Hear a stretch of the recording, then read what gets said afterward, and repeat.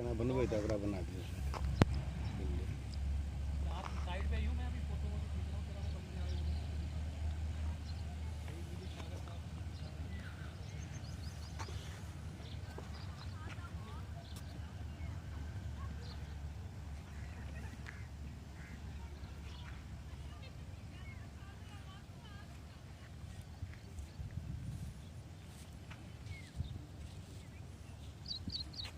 हां सीधी से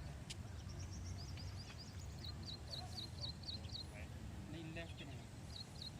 अरे बढ़िया ज़मीन है एकदम आपका वो क्या ज़मीन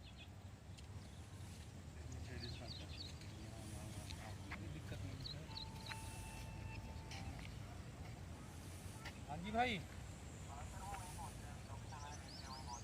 ठीक है भाई ठीक है यहीं है हम हाँ नहीं ये पूरी जाएगी ऐसे पीछे तक कोई दिक्कत नहीं